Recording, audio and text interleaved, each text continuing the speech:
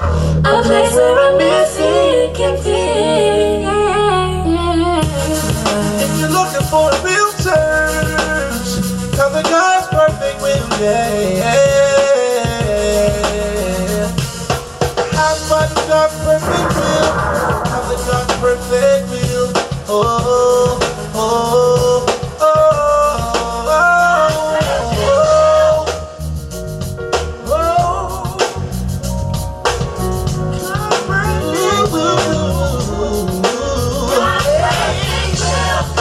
Come on over, come on over, come on over, come on over, come on, come on, come on, come on, come on.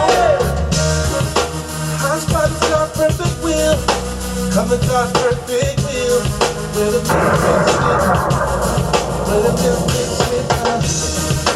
come to God's perfect will, if you're looking for a will. For this thing I besought the Lord thrice, that it might depart from me. And he said unto me, my grace is sufficient for thee, for my strength is made perfect in weakness. Most gladly, therefore, will I rather glory in my infirmities, that the power of Christ may rest upon me. Fill in the blanks.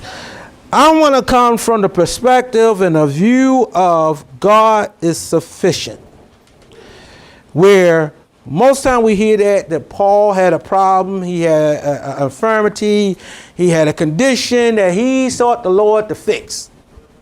God told him, no, I ain't gonna fix it, because I don't want you to get high-minded, stuck up, convoluting, and I don't want you to get conceited. But he still had a problem. And the Lord answered him and said, my grace is sufficient, that I gave you something so you will make it. So there's a blank spot in all of our lives. Some of us, a lot of us got stuff that's missing. I got a lot of stuff that I'm still seeking God for. Personally, private, things I just want that I'm used to having. And if I never had it, I still want it. Because if the world can have it, why can't we have it? Amen.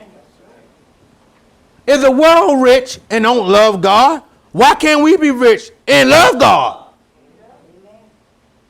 Why we always got to settle for it? The mentality that we bring in church is we got to be poor. We can't have no fun. We got to come to church service. The only thing we can do is in church. And we are miserable people. Why would I want God if that is what we getting? We did a poor job of selling Christ. And we look homey. Why church folk ain't fashionable? And I'm going to use a crazy word in church. Sexy. Desirable. We should look good. I should look so good that I want the world to want me. I should have so much fashion that you want to mimic me. Why do we mimic? Let me say this. The devil got his trophies. He got his Kim Kardashians, his Michael Jacksons, who was still, folks still hollering about Michael Jackson, the man dead. Amen. We're God trophies. And if we do have them, they are old. Where's the next generation preachers? Where that hot 21, 22, 25-year-old fiery young man or fiery young woman? Where is she? Everybody old. We here coming after you in First Thessalonians. And then we're going to talk about the old way, but where's the new way? Because the next generation got a blank that they don't know God.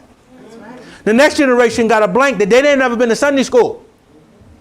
They don't know the prelay to the prelude to the pastor. They don't know the district this. They don't know the archbishop or arch-prophet and all this other crazy stuff. These folk don't even know what a collar look like. Everybody's a reverend. They don't even know what a pastor is. And we're going to come to these people that's foreign to God and what they got. You know what? I got issue with myself. My girlfriend left me. My mama got shot. Somebody molested me. Somebody raped me. I'm poor. Can't find a job. Where's that Jesus? Yeah. Right. Come on, say.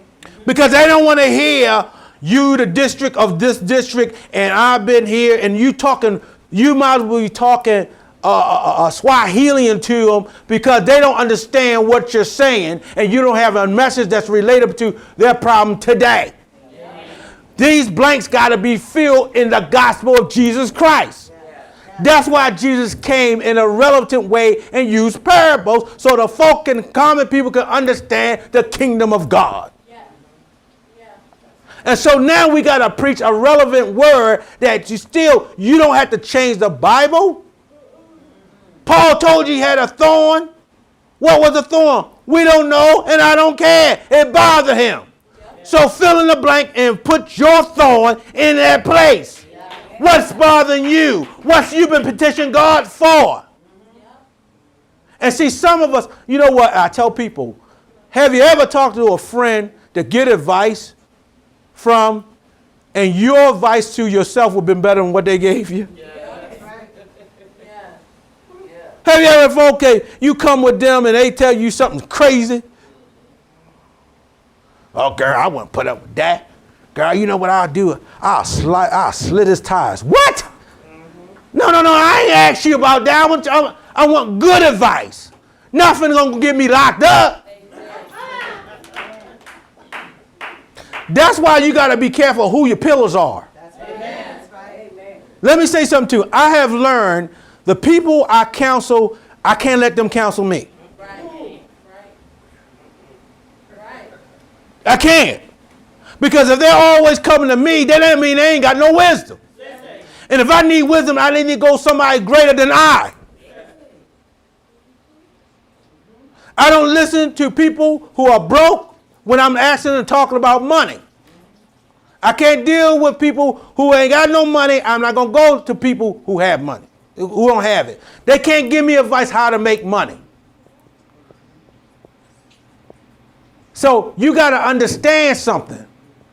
People, you can't take advice for people who single, who never been in a relationship, can't keep the man they got. You never listen to people like that. You got people who can fill in your blanks. That's why I go to God for wisdom. And understanding, and get around people who are higher than me. Yes. If I want, let me say this. I don't care what folks say about, certain people I do watch on TV. Why? How do they handle that great amount of people? You gotta learn how to deal with people who are great. If I'm going to greatness, I gotta figure out who already been on that road before me.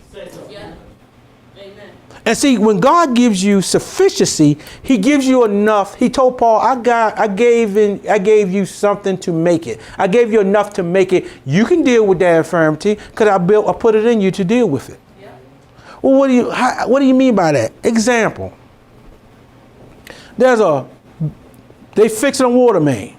You know how they put them steel plates on the road? Mm-hmm. Yeah. So you can roll over them? Yeah.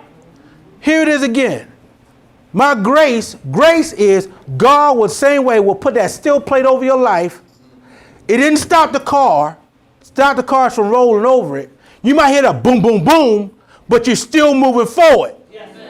Same way with God. Grace, you know what? It's tough. It's not blacktop. It's rocky, it's bumpy, but it didn't stop you from rolling over it. And God will give you grace to roll over some stuff. Even though it ain't comfortable, even though you wish you had better, even though you wish it was smoother, but I gave you enough to make it over, and it will not stop you from getting to your destiny. That's right. Yes. And every time you hit a bump, it reminds you still got issues. Yeah. Amen. But your blank has been filled. You may not got a Mercedes Benz, but you got an economy car, but you get to work. Yeah. Amen. My grace is sufficient. I gave you enough to make it. I will supply all your needs according to my riches and glory. Not wants, needs. Do you need it? I will fill in your blank. I will give you what you need. Well, you know, Lord, I'm just lonely. I need a friend. Well, God give you Scruffy.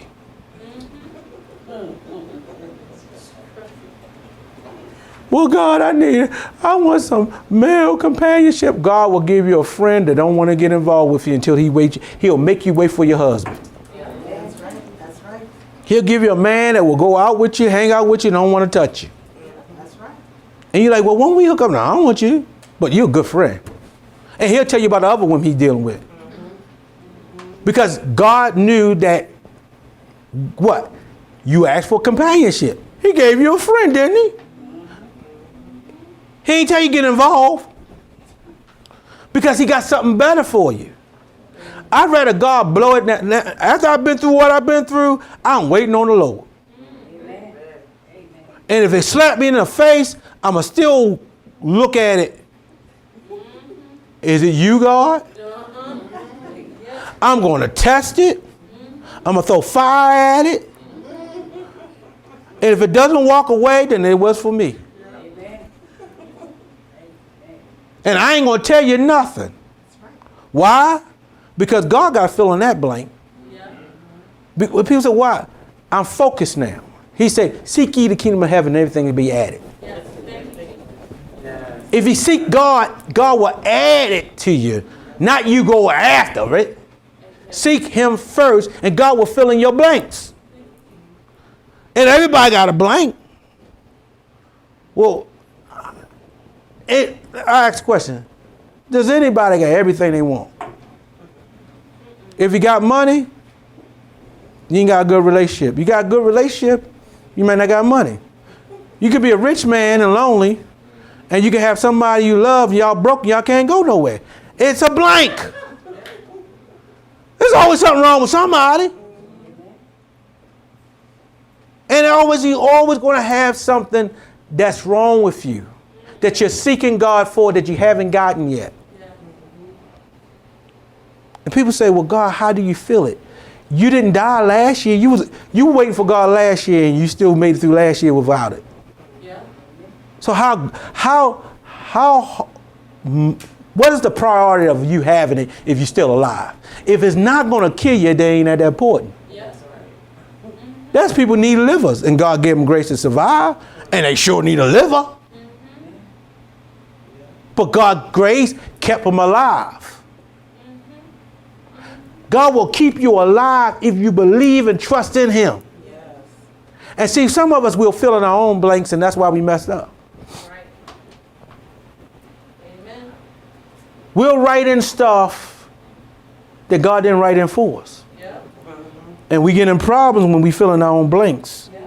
Because our own blanks makes it worse than what God could give. See, a lot of times we do things. We think that's God, and God, let me say this. I'd rather God sign that check than me. Yeah. Because I ain't got no riches and glory to fulfill, to pay for, make sure, because my stuff will bounce on you. Yeah. You don't want me to sign nothing on your behalf. Yeah. And that's not just my money, that's my wisdom, my time, my effort. I can't be there for you when I tell you, you can come for me advice, but I'm going to give you God's advice. Yeah. Don't take Terry Allen advice. That's why I always go to the Word, because if I talk to you on a bad day about relationship after I had one of these individual that plagued me just now, you'll get the wrong advice. Yeah. I always go to the book. Because my situation, your situation is different. And there's blanks in my life that God has to fulfill, and he the only one can fill. And Paul in Philippians 4 and 11 to 13, he said, I've been abased, I've been down, I've been up, I've been hungry, I've been naked. He said, but one thing I do see, he said, one thing I see, I didn't see the righteous forsaken or see bake bread. Amen. God always fill in the blank. He will never leave you by yourself. He will always fulfill your needs. But the problem we get, need and want. Make sure your need, your want ain't greater than your need. Because we will call a need is really a want. Yep. Yep. And really you don't need it. You know how much stuff I say. So Hi, I'm Pastor Terry Allen, and if you're looking for a real church, come on out to God's Perfect Will Ministries, where you'll be welcomed with an intimate environment, a spirit-filled atmosphere. The Word of God is preached in love. Also visit us on our website for exciting upcoming events and announcements, and you can join us as a covenant partner. Always remember, God's Perfect Will Ministry, a place where a misfit can fit. Now back to the message. so much money in my poverty season because I find out, do you really need that? And half the stuff I've been eating and buying is high cholesterol. I lost more weight by night, some of the junk I stay away from. And the blessing is I stopped eating and I'm looking cute.